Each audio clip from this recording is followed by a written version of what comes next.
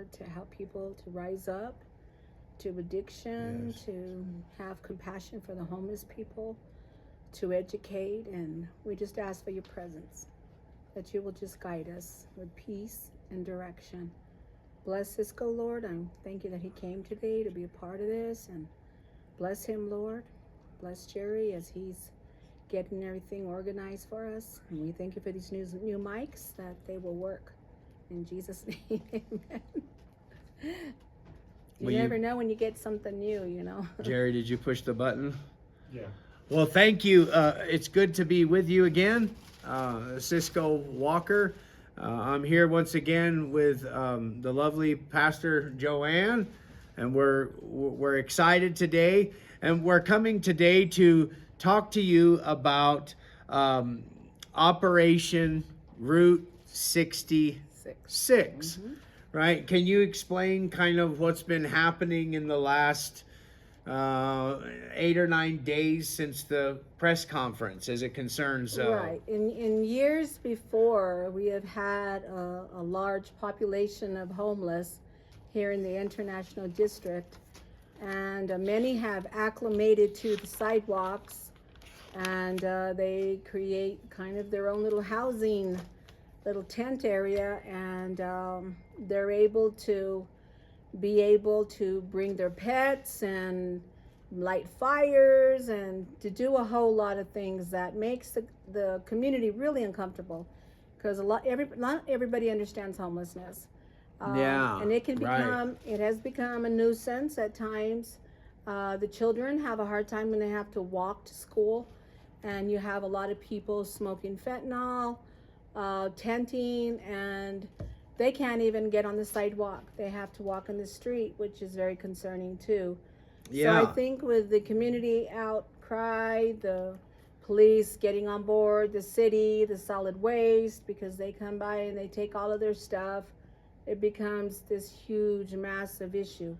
And like you said, 9 days ago, we had the district attorney and probation and the state cops and the... And interestingly, one of them that was on that press conference, he's been dismissed because of the DWI Oh, he was one of scandal. them. Okay, Yeah, he was with state. Yeah, because, you know, Pastor Joanne, there's some people that they'll say that the bottom line or the brass tacks about this issue is because a lot of people, like I have friends of mine, and you know, they've moved out of Albuquerque just because it's gotten in their mindset so bad and so awful, and so they're asking, like, why now are they being so tough?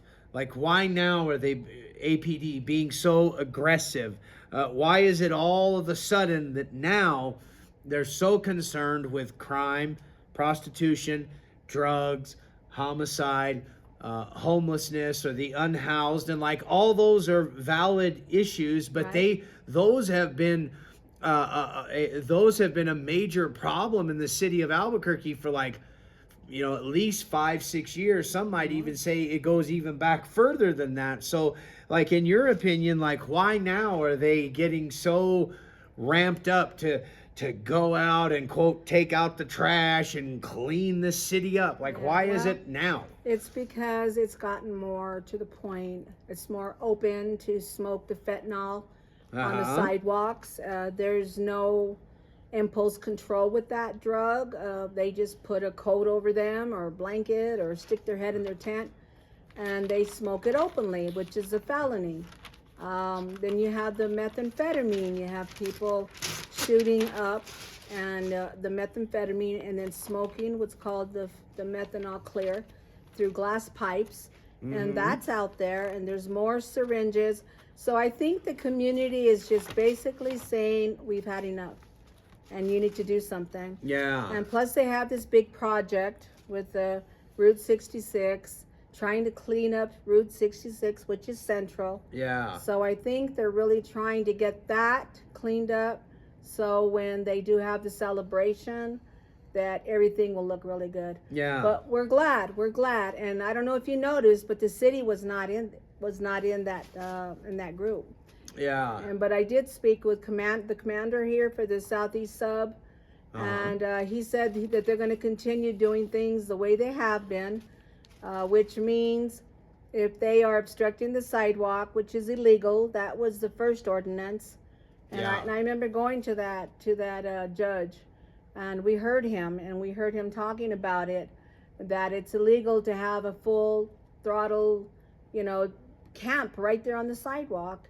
It Yeah. obstructs wheelchairs and other folks and kids and everybody being able to utilize those sidewalks. So that Yeah. is against the law. So they can arrest you for that. But they don't do that right away. What they do is they give you a warning. They give you a citation. Or they call out those they're like a first responder. Yeah, ACS. Yeah, they call With referrals. ACS, and then they try to And get they you don't want help any and- help. They don't want because they've been doing that in Yeah. they've been doing that in California, Oregon, and Seattle Yeah. to try to take some of the burden off of law enforcement. And so, Albuquerque has always been kind of like 10 years behind California. So California, some would say, has been the model. Like, how does California handle homelessness? How Right. does California handle the unhoused? And this is interesting as well, is because California has had all those lawsuits, and most people in California, they're against criminalization of the homeless. And I have seen kind of a divide with people that I have Right. talked to, because a lot of people, they're like, well, it's these poor people. We've tried to help them. We've tried to do everything we can. Now it's time for them to either get out of the way or go to jail. The positive thing on that is we have had people come into the shelter, the Compassion Center, which is great. They don't want to be out there. They don't want to They don't want to go through that whole process. We have others that have just moved out of the community already, because they know International District, that the boundaries are where it's going to be focused on. Yeah. So a lot of them are moving elsewhere. Okay, another positive, or it's opening up opportunities for those to get treatment, because our recovery program, Rise Up, we work with a lot of the addicts on the sidewalks. Yeah. And they come in here for dinner and they stay for the recovery, and it's very, very motivating, and it's non-judgmental. We use a lot of the scriptures. And we really talk to them about awareness and provide a safe place where we can have this discussion about addiction. And we have seen many of them change their lives. We have 3 in college right now. Four of them are in college. We have 3 of them employed right now with Intel, AT&T, and they're doing really, really well. So, I mean, when they're in the environment of treatment, of recovery, they start to want to change. They need that motivation. That's why I'm saying, and we brought awareness to all of them. I played when you had sent me the press conference. I played it for them, and I said, don't just take hearsay. You're hearing it yourself. Now we're going to talk about it when we're done, but I want you to know exactly how serious this thing can get. And I don't want them to catch you unaware. I want you to know exactly, create an action plan in your mind. Yeah. And know exactly what you're going to ask for. So they started asking questions like, what about our animals? If they were to arrest us, what's going to happen? So I got a call from Animal Welfare. I'd been reaching out to them, and they said yes, that they could take the dogs up to 10, 14 days, possibly with a $25 fee at the end of it. So that they would take them and take care of their dogs. And then we asked about their stuff, and they said yes, they can put that aside and store that also for a while. So, I've talked to Gateway. So we're trying to find the solution for them if they're confronted with an officer. Or so say an officer gives them a citation. They say you're not supposed to be on the sidewalk. You need to get off the sidewalk. Yeah. And then they cite them. So like with any citation, it goes to court. Yeah. If they don't make a court, then it turns to a bench warrant. Yeah. Exactly. Well, that it was that way in the 90s. It's always been like that. Yeah. But they're being a little bit more specific with them. Like, this is what's going to happen to you guys. Yeah. And then they said, if once that bench warrant is issued, they identify them, they pick them up. We saw 2 of them this week picked up right here in front of the church. Yeah, and I noticed not far from here that there's a lot, and there's like there's a tent. There's all kinds of tents and stuff that are cropping up. You know, Did you know that they won't even take the tents if there's been fentanyl smoked in them? Because the chemicals. Methamphetamine. Yep. Yeah. They won't. They just said they'll. They just throw it. Yeah. They're not going to leave them for. And I don't know if there's any proof of that. Like I can see that with paint, and like okay, so let's talk about the bow and arrow, right? Like they boarded up the bow and arrow. They closed the Tiwa Lodge. Right. I would say that the American's next, right? I would say that La Luna's next, and I would say that has everything to do with Operation Route 66. It seems to me that it's kind of convenient now. Like let's just get all this stuff out of the way, or at least where we can't see it. And this is the problem that I have run into lately is just because you can't see it anymore, it doesn't mean that the problems have gone away, right? Just because people are not like on your sidewalk, or just because people are not in your neighborhood or around your apartment complex, it's like, where do they go? They go somewhere else, but the problems are still there. The drugs are still there. The suffering, the misery. People are in a metaphorical hell. They're just in hell, so to speak, metaphorically, but they're maybe 3 or 4 blocks away. But it seems to me that a lot of people, all they really care about right now is well, we don't really care where they are, as long as they're not on Central Avenue, as long as they're not going to hinder this centennial Route 66 thing that we're trying to do. And that's kind of what concerns me, is because I know that people want to say that that the politicians and the city and APD, that they really want people to get help and to get better, but we know that we know that the mayor is up for election again. I'm not saying I'm not in favor or against the mayor, but he is up for an election again. We know that APD certainly needs a shot in the arm, so to speak, due to the recent and terrible DWI scandal. I mean, that's like a big deal. Like, that changes by the day, the corruption and all those kind of things. And we know that Grisham surely would like to go out like shining like a gem. So what better way for all these things to take place if we can say we've cleaned up Route 66? I just hope that it's really about the people. Well, they have to take a humanitarian approach. Right, but you see where I'm coming from. No, I hear you. I hear you. Something does have to happen. So if they can do, a combination of both and say, what I told them is, you guys are doing everything backwards. We told you that you needed to meet face to face with the sidewalk homeless folks and to kind of work with them, and then go from there and find them some housing that will fit them. But they didn't. Yeah. They just came back and just said, well, this is what we're going to do. So West Side Shelter is going to be the bulk of where they all go. Okay. If it comes down to mandatory removal, they will go to West Side Shelter. But is West Side Shelter packed to the gills to begin with? They have 700 beds. Uh-huh. So even if last count I heard possibly 600, maybe, I don't know. Yeah. So if that leaves them 100 out there, that might be helpful to take these folks there, and they can take their pets with them. And see, this is going to be, and I'm not knocking like what they're trying to do, but this is a massive undertaking, especially with the summer coming, because this, just like Chuck Aragon knows this, just like Revival Church, some of the other ministries that are located right here in the heart of the International District. Once it gets hot, the population doubles, triples.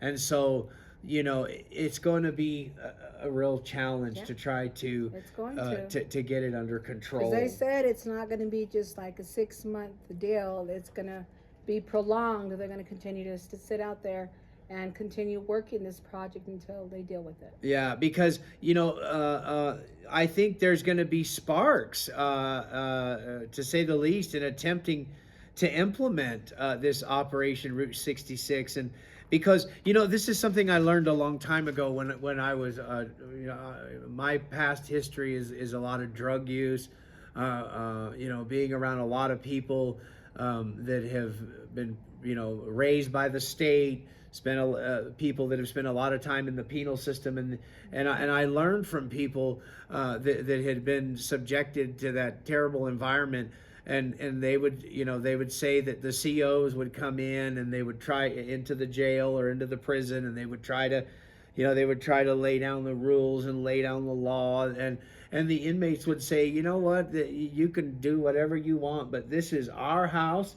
and this is where we live.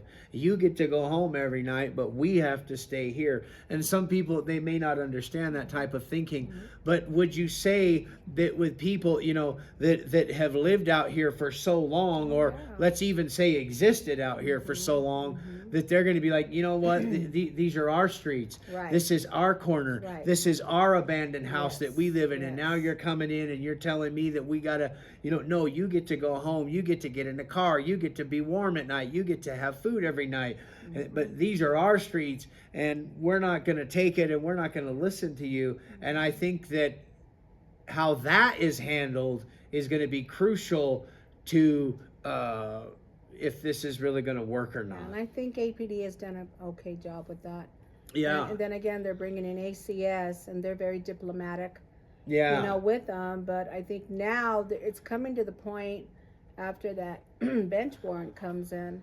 I mean, they said they don't want them back out here because if they have to rearrest them, it's going to be harder. Yeah. So I think it's kind of like a cat and mouse race, Yeah. because they'll say, okay, well then we'll just move down this way. Well, they'll be there again. And then once the officers see that they've already arrested you for the same thing, it's going to be harder. So you're right. I mean, we've had so many of them. I've been dealing with this since 2015 when we started. I started to identify homeless here in the streets, and they were living at the park at the end of the block. That's almost a decade. Yeah. Yeah. And, their attitude is, many of them too, this is the sidewalk. This isn't your property. We're not bothering anybody. This is where we want to be. Just leave us alone. Uh-huh. But then the first ordinance came down from the judge, and then people's eyes started opening. And I had a lot of them bring me the ordinance and said, look, Pastor, what they're wanting to do with us. Yeah. And I always try to get them ready and prepared. Yeah. I can't fight against what's happening. Yeah. I try to help them to come to terms with that, have an action plan, Yeah. and do the best thing for them. I said, if you have family that you can go back to, please go. Yeah. Well, you're warning them. The storm's coming. I have to warn them. Yeah. I have to prepare them, because we care about them. That's why we started what we did. Yeah. The Compassion Center, this would be year 4 Yeah. now in June. So this has been our heartbeat for a very, very long time, is working with people who are unhoused and trying to keep the integrity intact, because they're not treated very well out there. They don't feel good about themselves, and that's what we deal with here in the recovery program, is to help them get through a lot of the mistakes that they've made and become better people. Yeah. Because your average person will say, well, we don't think this way.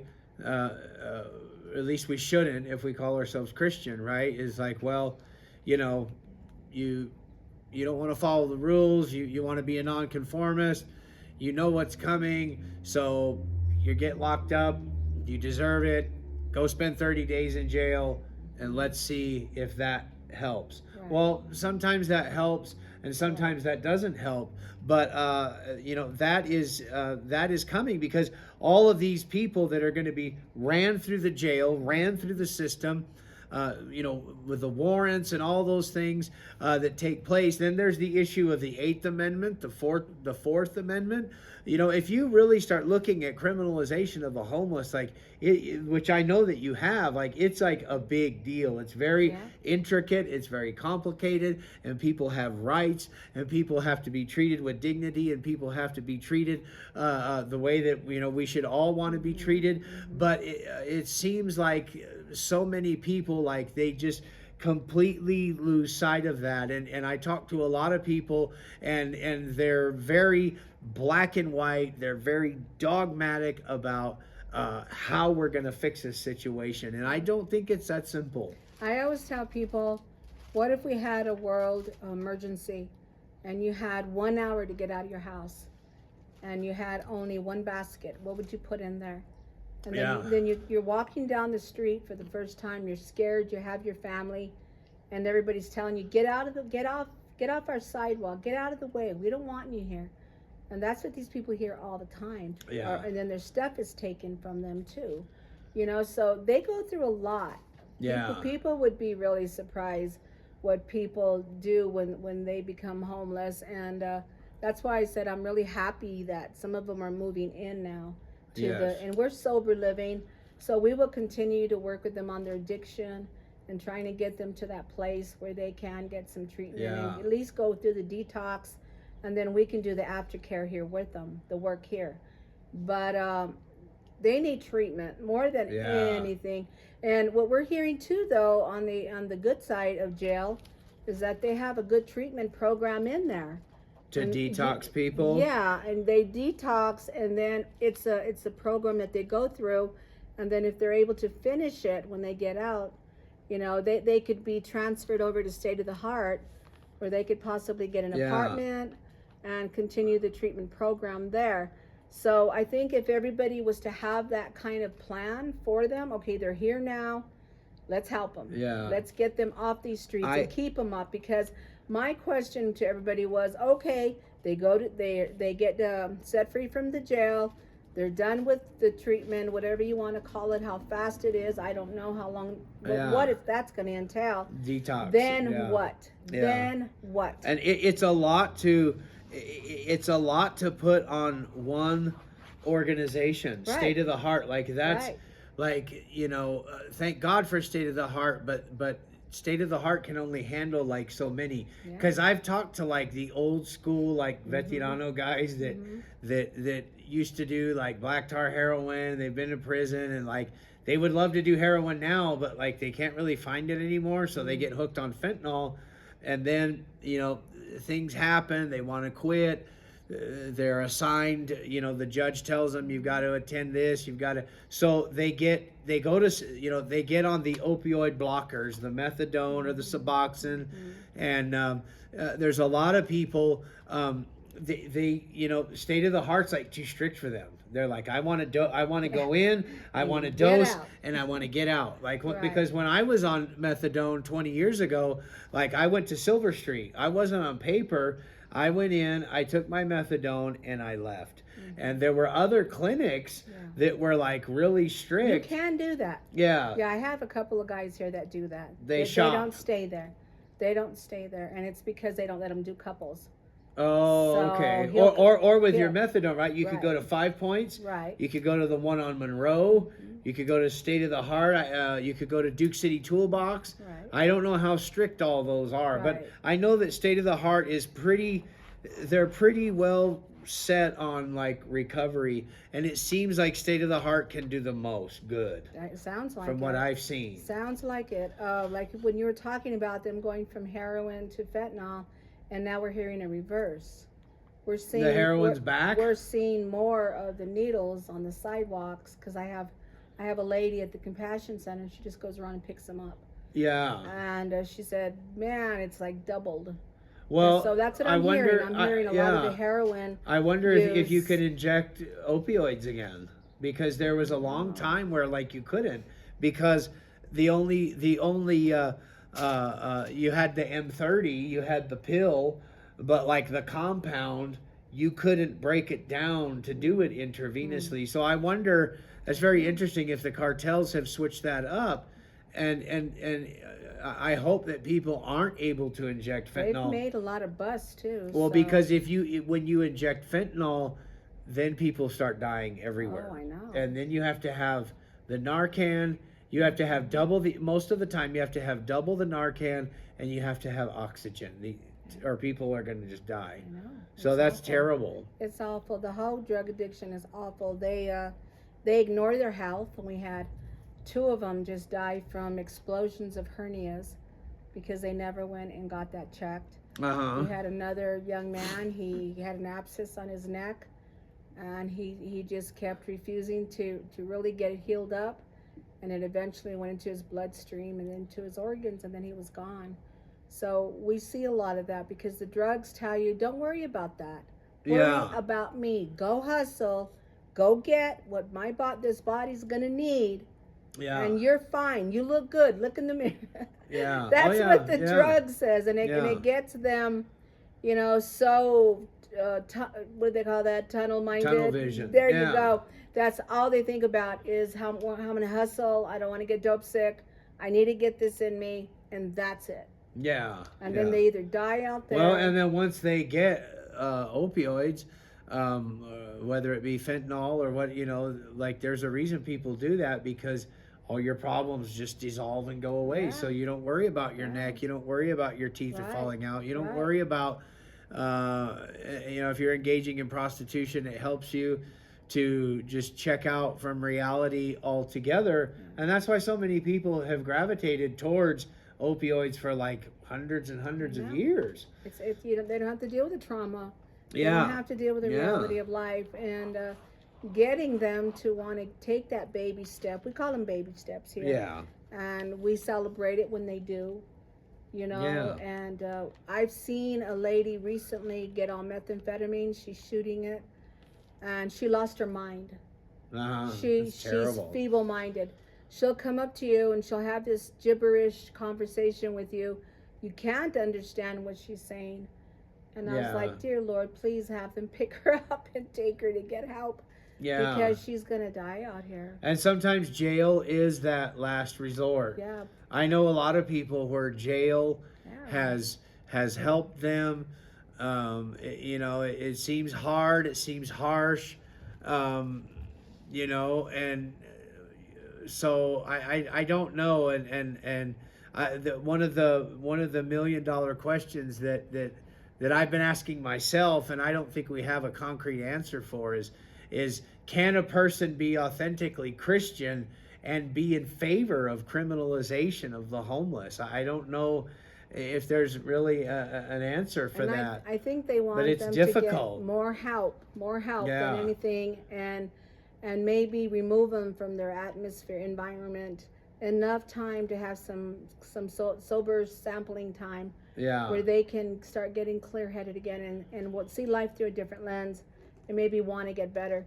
But I don't see the police. I know the DA, he came on real strong, like it's either jail or blah, blah, blah. Oh, yeah, but, like he's John Wayne. But when I see or Charles Bronson. the cops, when I hear the cops, talking with the people, they're actually pretty kind, unless they really have to enforce and pick them up. But that's their decision. They know they have to get to court. They know, but then they get high, and just like you said, it's right up. It's I don't court. Oh, I guess I missed it, huh? So I think if we can get society more focused, and especially the ones that have the power to do it, more focused on treatment. And when Melanie Stansberry came, there's about 10 of us that she met with, and she said she had $50 million, and we told her we need a gigantic detox center. Yeah, that's one of the things I have in my notes, because you can't expect the state of the heart to handle the load. They only 7 o'clock, 5 people.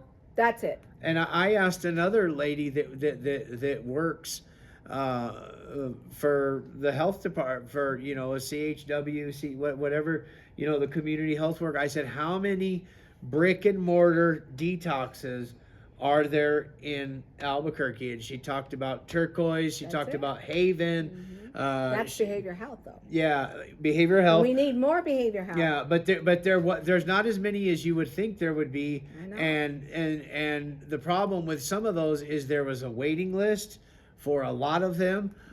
You know, there is Care Campus, but like Care that's- Campus can only handle No. so much. They'll take them in at night, and then they'll clear out like around 9ish. Uh-huh. And if you're lucky, get in line to see if they have an open bed. Yeah.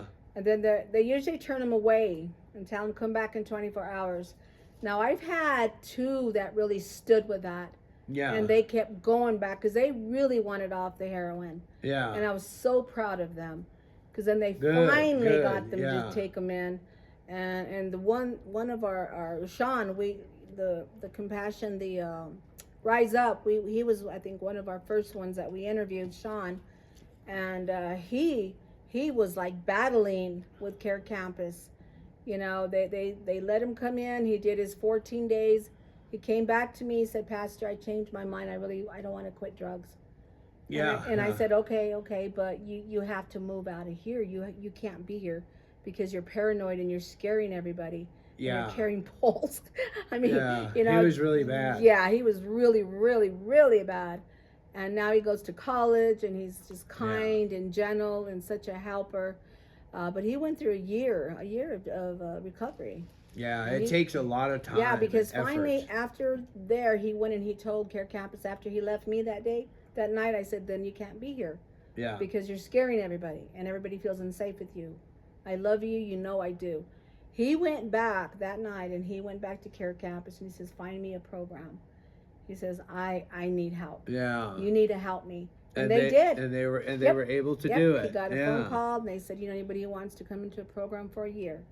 And that was just the Lord, moving him into that. But, Turquoise Lodge, they do their best too, but they're very limited. Yeah. But when they get them That's in a there, state hospital, right? I'm not a state sure. facility. I'm really not sure, but it's been here forever. Yeah. It used to be called something else a long time ago. Yeah. But when they get him, because he went from Care Campus, the other gentleman went from Care Campus Detox to Turquoise Lodge. They held him for 30 days, and then he moved over to State of the Heart. Yeah. And he's in Barber College. Yeah, that's I mean, good. he's yeah. doing so It's good. It's He's- good to see that He there's stayed with them, So these places do work, but can you imagine if State of the Heart could run 100 a day?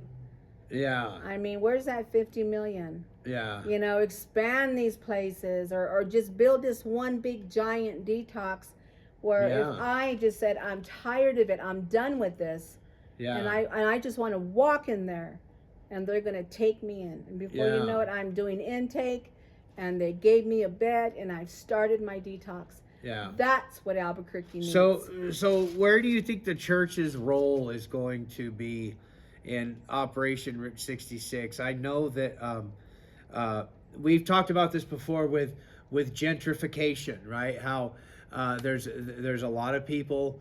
I'm not saying you feel this way or I feel this way, but this is definitely an idea that's out there. I've seen it on Reddit and some other places. They say, well, this is all just smoke and mirrors because they want Route 66 cleaned up, because it's going to bring in revenue. It's going to bring in tourists. We've got Netflix. We've got all this. So, let's just get all of these, quote, less desirable people. Let's just scrape them off to the left, scrape them off to the right. Route 66 is looking good. People are going to come. It's going to attract tourism. So some people, they've just seen it that way, and they do see it that way. And I just, I don't know what to do with that. But as far as the church's role in gentrification, there are ministries that are located specifically right on Route 66, right on that cleanup. Now you're a little off the beaten path, but there are other churches and facilities that help, and with clothing and food, and some of them probably even have CHWs or grant money from UNM or the state of New Mexico to actually help with these services. But if they want to clean up Central, and if they want that to look good and sharp, do you worry that some of these ministries are going to get tried to be scraped off and swept off to the side because people are like, look, if we don't have this church here or this ministry here, then all these people, they're just going to go somewhere else, and we don't have to worry about it anymore. And so, like, I think it's the way that we are doing it. Last winter, we were serving 400 meals a day. Yeah, like a Chuck, lot. like Pastor Chuck. You know, we were doing the same here, right here, and that's when it got out of control. Because the defiancy came in and people said, well, this is my sidewalk here. I'm not on your property. We had like 15, 20 fires. Well, I remember when the whole, what is it, Massilia? Yeah, Messia, this is Trumbull. Well, I remember when Trumbull was all tents. Just Yep. Well, the mayor came into play. I got everybody from the mayor. I said, you need to come help now, please. So they brought me all the heads of ACS and all the folks. And how did they get rid of? How did they clean that up? The police department is we were just tenacious. We followed through. We told them, do not get on Messia and Trumbull. Yeah. Stay away from this area because it's affecting the Compassion Center. I mean, the community was getting ready to shut me down. Yeah, they hated you, huh? The neighbors and stuff. Well, we had some pretty rough guys, you know, that were doing their own thing. Yeah. And they'd come and threaten me, and I'd get back in their little face, and I'd say, well, help me. Yeah. You know, what do you want to do with them? What are you expecting me to do? I'm doing what I can do. What can you do?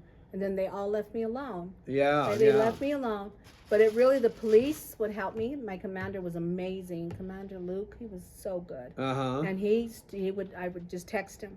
It's a mess. Please send some officers. And he would, and they'd put on their megaphone and they'd say, get off Messia and Trumbull. So it just got to the point where they knew it. Leave Joanne alone. Yeah, and I had the police behind me, the mayor behind me. I had everybody behind me because I was trying to do my best. And then I did it differently, Cisco. Yeah. Okay, I still wanted to love them, minister to them, help them. But what I did is we said, okay, let's have shower time Monday through Saturday from 12 to 3:30. Shower comes with lunch. So they could come into the gate. They could come sit, get ready for their showers, go take their showers, come out, have their lunch.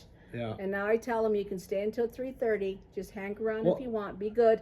And then they would leave, and I tell them get off these streets. Yeah, because I think here's one of the only places that has a mobile shower, right? Oh yeah, we don't. There's not many facilities. And I listened to a lot of podcasts on criminalization of the homeless, and they were looking at the the way California's handled it, the way Seattle has kind of looked at it, and that's one of the big things that people that are against criminalization of the homeless.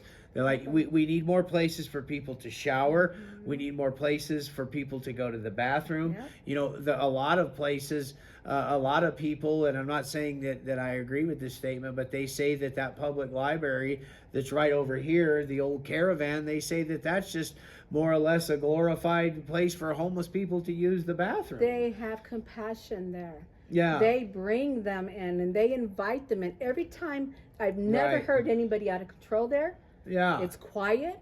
They're watching movies. Yeah, I used to spend time when I worked for Chuck. I was in there that all library. the time. I appreciate them. Yeah. They call me and they ask me, if I could help somebody, or they ask for feeding times and things like that. Yeah. I think it's beautiful, and I was really proud of them. Yeah. And they don't let anybody just kind of hang out there and tent around or nothing like that. I think they're doing a really, really good job.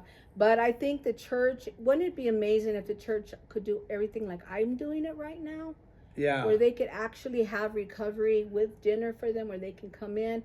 But the understanding is you got to move out of here now. Well, the church needs to get to a place where they're not so hard-hearted and they remember the poor. Fear. Yeah. Fear. Well, they have to remember the poor, and they have to educate themselves on the concepts. That's like my question. Like, can you be authentically Christian and be in favor of criminalization of the homeless? I don't know if you can. How did Jesus handle it? Yeah. And what does he say? A lot of scriptures in his word says that he will reward those that help the poor. Yeah. And, he says that the poor will always be with us, and he encourages us to help them and not be afraid of them, but to Yeah. do, he said, Yeah. love him first with all of our heart, mind, soul, Yeah. and then to love our neighbor. Well, who is the neighbor? It's anybody that is near our dwelling. Yeah, because the problem with a lot of the church is we want to pick and choose who our neighbors are. Yeah. Just like in the parable, remember, and who is my neighbor? Wanting to justify himself. Right. And so the church wants to justify, well, I want to pick and choose my neighbors. Well, you can't do that in Christianity. You have to take the idea and approach the idea through faith and obedience and say, okay, God, you've put this person in front of my path. You've put me here on this corner. You've entrusted me with this building.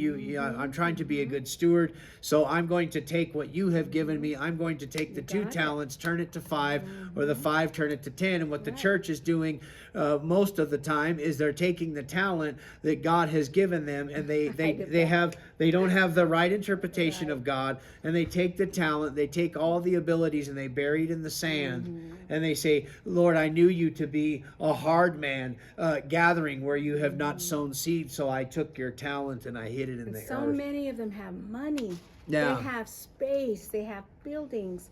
I mean, they need to understand, you will fall in love with these people. Yeah. Many of them will be challenged, they're mentally ill. They're hard to work with. You might have to Narcan them now and then. I mean, Yes. I talk about the truth of it. Hey, but it's not very often. Yeah. They actually take care of each other out there. You know that? They're a community. The first time that I had an overdose here, and I had 2, and it was with the same guy. And he was doing heroin and fentanyl together. And I saved his life because I was like, you're not coming out of that bathroom, because we give him a 5-minute limit for that reason. So Yeah. I went in there with a knife, and sure enough, he had already fallen out. We pulled him out. I got back. I was going to start doing stuff. They already were on it. Yeah. They were doing CPR. They were Narcanning him. Well, I remember was working beautiful. for Pastor Chuck, and like those bathrooms. Yeah, And like that was yeah. like, I'd never seen anything like that, Yeah, where people would it go can in get there. crazy. And I remember they were, people knocking the door down to get people out. But like, I don't really think that the church, a majority of the church, like they don't have any idea what we're talking about. They don't. And they're missing out. Really, Yeah. they're missing out. And I'm Cisco. glad you put that in They a really are positive missing out, context. because man, I love these people, and I have dealt with hundreds of them, and they're very, very kind and loving, and they just need a chance. Yeah. And I gave them a little job. I have three different, breakfast, lunch, and dinner, and we hire, Yeah. 1 or 2, $25 stipend for those 4 hours. I don't have much, but they think that's the world to them. Yeah. And they put their whole heart into their job, and Yeah. it just creates this ownership. And then before you know it, we're all just like on the same page. Yeah, well, you're Things are treating doing people good. like human beings. Well, yeah, they are, Yeah, yeah. And I think about me, what would have happened to me had it not been for the Lord entering to my house in 1979. I was at the age of 21. Yeah. I was like young and thinking, well, that's the time to go party. I was partying at 12 to 15, 16, Yeah. so I was burnt out. I didn't even know I was almost toast. Yeah. Until my yeah. 2-year-old came up to me and started mimicking Mama. And Jesus, I just felt his presence, and he said, is this what you want? Yeah. And I was like, oh, my eyes like were opened, and I said, Yeah. no, I'm so sorry, Lord, please forgive me. Yeah. I will live for you. Well, that's one of the that was cool. That's probably one of the time, that's when people really change for Christ, is when God has spoken, when they believe that God has spoken. And when God has spoken to you, it changes you forever. Well, what changed your heart? I was born again when I was 8. And then I didn't really follow Christ. And then drug addiction, and And when did you start? I started doing drugs at 16, and then by the time I was 20, I was using intravenous drugs. Wow. And so I did drugs till I was 30, and I got to a place where I didn't want to live anymore. But I always had the tenets of elementary faith and the gospel that were taught to me at a young age. Yep. And like I couldn't ever escape it. Right. Like I could never get away from it. Right. And I would do drugs and drink, and the conversations would always come back to philosophy and religion. And even though it was misguided, and one of the things that began to change me was the Passion of the Christ. Oh, Watching that was that, powerful. I would watch that drunk, and I would watch that on meth, and like Oh that my was gosh. but like that was, I was intrigued by that, and I know why now, because Right. you know, Jesus said, "If I be lifted up, I'll draw all men unto myself." So I was always intrigued with that, and I was always intrigued with, ironically, like iconography. Like when I first started doing intravenous drugs, um, I was in a trap house, and there was pictures of Jesus, you know, the Catholic pictures of Jesus with the crown of thorns, and I would just sit there, excuse me, under the influence, and I would look at those, and those, I believe the Holy Spirit has shown me, through time and prayer and through God's grace and mercy, that even back then, those images were ministering to me, drawing me. Right. He'll use anything, won't he? Yeah, he chases will. us down. He sure I will. tell everybody, you start running outside this church, and before you get to the end of the block, he's like, "What took you so long?" You know, he's never Yes. going to let us go, and he loves us so very much. You Yes, know, he and does. that's why we do what we do here. And when I think about these folks, I think about me. Had it not been for his grace and mercy and giving me that opportunity to change my life in this ministry. In 79, I gave my heart to the Lord here, and now I pastor it. I mean, go figure. Yeah. But at the same time, you know, I think about that. I would have had cirrhosis. I could have gone into deeper drugs. I had just been introduced to methamphetamine. Yeah. So I don't know how far I would have gone. I might not even have had my last two sons. Yeah. You know, so I'm so grateful. And I think with my gratitude and my love for my Lord Jesus, I'm going to give my life to him for this purpose, for this reason, and Yeah. see how many we can bring to him before the coming of the Lord, which is going to be soon. Yes, ma'am. Well, go ahead and take a moment and talk about where you're located and how people can get involved with you if they want to help you in your cause. Oh, yeah, we're here on Trumbull and Mesilla Southeast, 3 blocks east of Louisiana and Trumbull, 7501 Trumbull Southeast. We have our wonderful shelter called the Compassion Service Center, and it's for men, women, children, and pets. We're not always taking too many pets right now because we still have an overflow of them. Yeah. But we will work our best with all the folks, try to help them through. They can get a 60-day stay here. It is sober living, so we ask that they're not currently using, or they have just been recently detoxed and they're on their way to recovery. And they have to be focused on recovery, because that's what we do a whole lot. We do a lot of Jesus, a lot of Word of God. Yes. And we want them to be on board with us, and we want to help. We really, really want to help. The addiction it just breaks our heart. You know, we're very sensitive to it. So we'd love to have you come if you want to come visit. We take summer apparel right now. We're going from winter to summer because it's changing the season. Yeah. So if they want to donate, And it gets gently bad. It gets gently hot. used clothing. Yep. We'll take that, you know, and we like to help clothe people, shower them, and feed them. All right. Well, you can get involved right here with Pastor Joanne. This is one thing I want to stress too, is like you don't have to reinvent the wheel as far as like ministries. There's a lot of good ministries that are trying to help people here in the International District, and we want to encourage everybody to be positive about what's taking place here, and to pray for APD and everyone involved, that they would have wisdom, patience, and tolerance, and above all, that they would do this with a spirit of love. So thank you so much. Thank you, says God. And God bless you. God bless you.